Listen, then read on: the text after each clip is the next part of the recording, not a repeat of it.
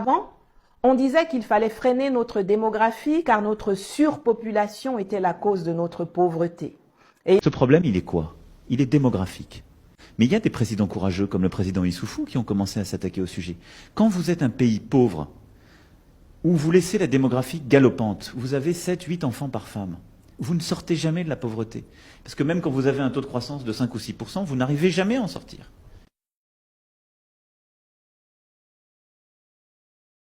Je suis extraordinairement préoccupé par l'explosion démographique de l'Afrique. Et avec toute la sympathie que je porte aux Africains,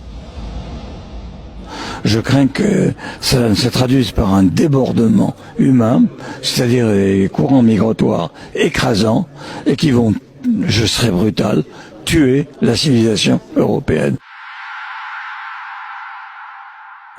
Parce que avoir 2 ou 3% d'Africains en Europe, c'est parfait. En avoir 30%, c'est la mort sans phrase. Et il s'était même trouvé des parlementaires de la CEDEAO pour reprendre à leur compte les inepties de Macron en 2017. Et c'est la raison pour laquelle il faut réagir maintenant. D'ailleurs, ce que je propose, ce n'est pas de larguer des bombes atomiques sur l'Afrique.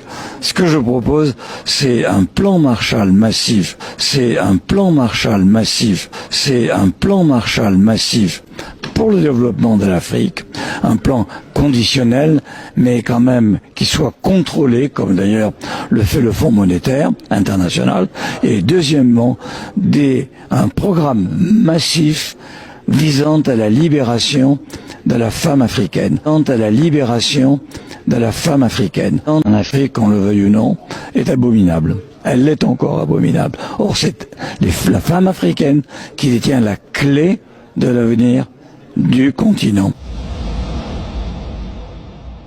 Mais de quelle surpopulation on parle même? 83 millions d'Allemands qui vivent coincés sur 347 000 km², j'arrondis les chiffres, là où 95 millions de Congolais ont une superficie de 2 345 000 km² à disposition. 11 millions de Belges serrés comme les sardines sur 30 000 km², là où 2,5 millions de Gabonais ont un territoire de 267 000 km².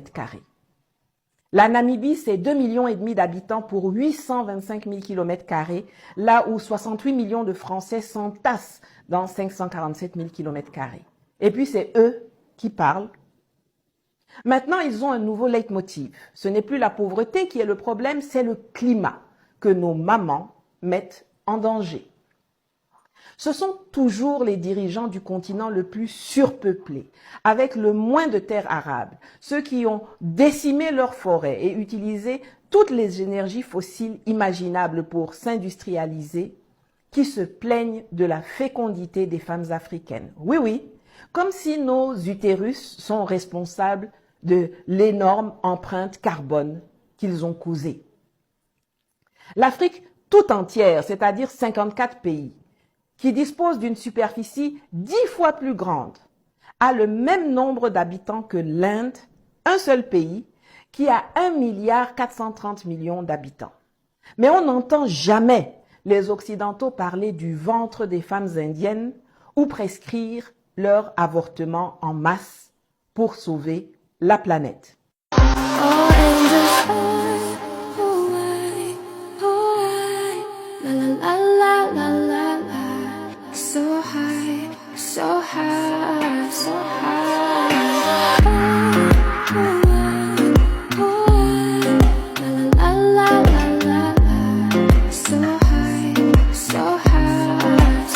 Retrouvez-nous tous les vendredis à 21h05 sur TFX pour suivre notre quotidien XXL dans Famille Nombreuse, la Learn XXL.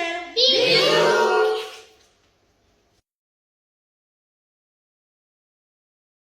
Aux États-Unis, Donald Trump promet $1000 par naissance dans sa Big Beautiful Bill, tout juste votée. Et en Chine, Pékin mise sur $500 par an et par enfant pour freiner l'effondrement démographique. Mais le président Donald Trump vient de signer le Beautiful Bill, une législation révolutionnaire pour l'avenir financier des jeunes Américains.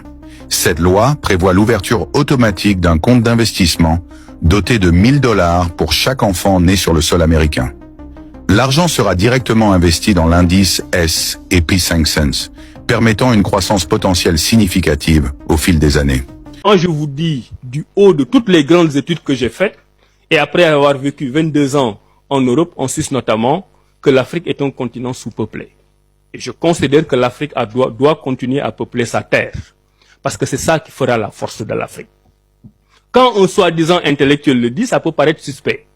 Parce que on a l'impression de sortir du moule.